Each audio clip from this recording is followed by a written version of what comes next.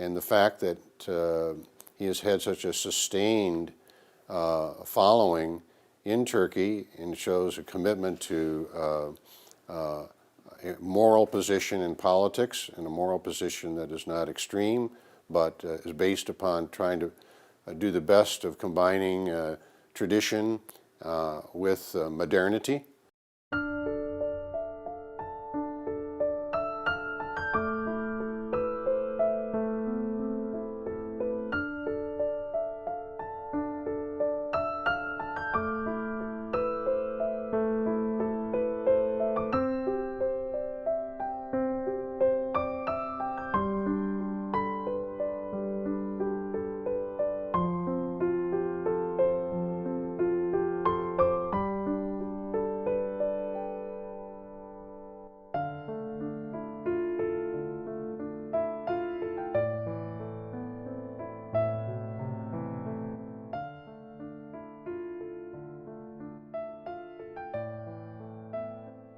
My name is Patrick Drinan, and I'm a professor emeritus and dean emeritus from the University of San Diego. I taught international relations at the University of San Diego for many years. The Hizmet movement became aware of it about 5-6 years ago, which is kind of strange because I'm a student of international relations and a Russian Soviet specialist, actually, and with Turkey in such close proximity to the Soviet Union and Russia, you'd think I would have heard more about it, but I did not until approximately 5-6 years ago. And the Pacifica Institute here in San Diego had a dinner in which they invited interested people from the community in, and so we learned more about the Hizmet movement and about the Pacifica Institute and the dialogue that was so important to the Hizmet movement. And both my wife and I were very impressed by the commitments of the Hizmet movement to dialogue and to friendship dinners, and the moderation of the group. You know, was not surprising to me, but I think it's surprising to many people, even fairly educated people in Southern California, that I know not that much really about Turkish society and the developments in it over the last 20 or 30 years. I've been learning more about Gülen over the last several years, and I have done some reading of his sermons, and have taken a look at the kind of commitments he has made, building upon commitments of earlier thinkers in Turkey, committing himself to science and education and pro-EU membership, and just a solid message of moderation and cultural dialogue and outreach. And the independence he has shown on many topics, just as we, my wife and I, went to Turkey in 2010. It was the time of the, it was right after the flotilla had gone down to Israel. And so to find that some of his skepticism about that exercise really told me something about his independence as a thinker and his attempt to have a genuine moderate position in a very pro-modern attitude in Turkish society. I think Gülen has certainly done the kind of outreach in terms of cultural dialogue, and the outreach is not only to academics like myself, it's been to local political leaders, people from the religious communities and the like, and that kind of outreach in terms of building understanding, I think, is one of his greatest accomplishments. And the fact that he has had such a sustained following in Turkey and shows a commitment to a moral position in politics and a moral position that is not extreme, but is based upon trying to do the best of combining tradition with modernity. And I think that is always a difficult a challenge in countries that are trying to lift themselves up by their own bootstraps and enter the globalized world.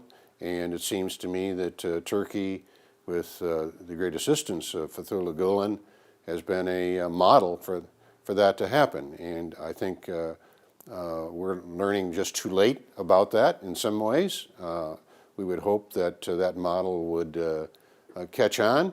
And we know that there's a whole variety of attitudes throughout the Islamic world, pro-democratic, pro-modern, sometimes more skeptical of modernity in the West. But we know that there are a whole variety of places in the Arab world and the Turkish world and in Indonesia that can nurture sensibilities that are very consistent with Gulen's message. I think Muslims having dialogue with non-Muslims is very, very important, although I know it's very difficult to do. Religious commitments can be very, very strong, and listening to the voices of other religions is not something that comes easy to any religious movement. And so it takes some training and perspective in order for that to happen. My wife and I both participate in book clubs involving Muslims and non-Muslims, and trying to explore the connections of what prayer life is like in the Islamic world compared to, say, the Christian world. And it takes a while. There are many points of overlap, of course. In the Christian world, we have an attention to the Virgin Mary, and surprisingly, we found that within Islam, there's lots of attention to the Virgin Mary. In fact, there's more in your basic writings than there is in the Christian Bible about the Virgin Mary.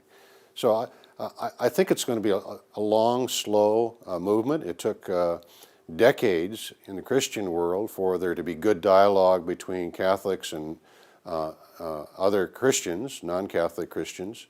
And so it's not something that can be achieved easily. I think it'll take 2 or 3 generations of openness and sustained kind of listening and cultural interaction for that connection between Muslims and non-Muslims to really flourish.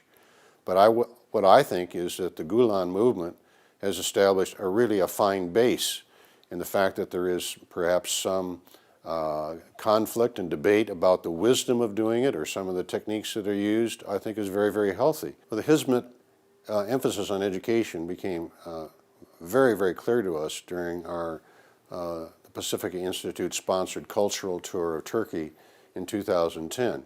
A small group of us were brought to not only colleges and universities and secondary schools, but into grade schools. In fact, one of the best times we had in Turkey was being at a elementary school sponsored by the Hizmet Gülen movement, and seeing the volatility and the freshness and the excitement and curiosity of the students there.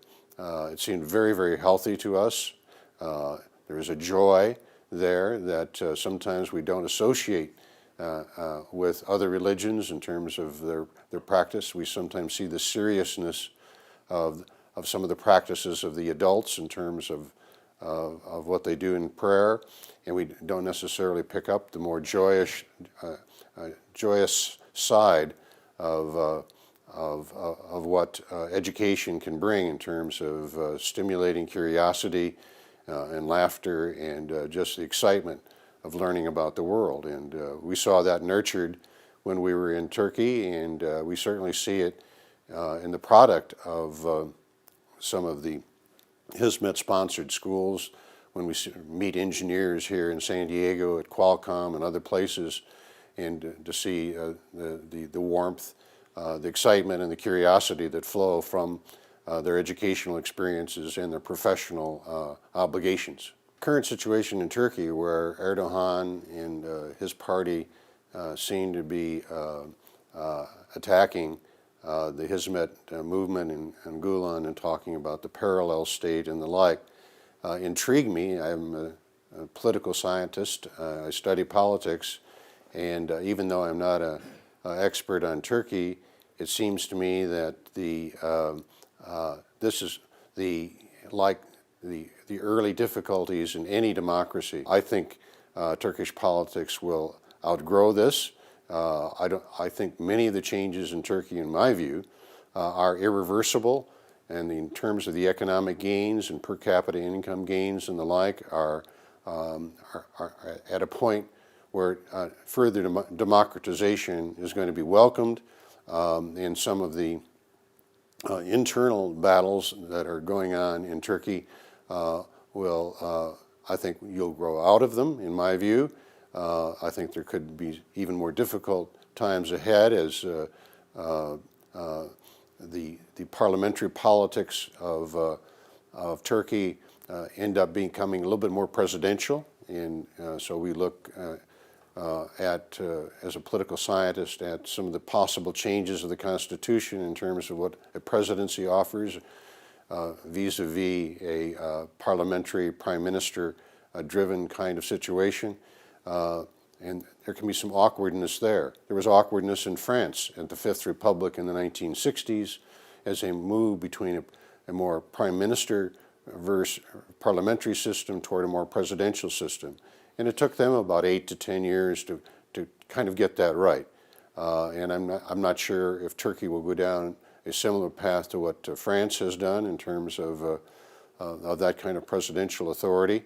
I'm not an expert in Turkish politics, but I will watch it from the outside with great curiosity and with great hope that the future of Turkey will be everything that people can imagine.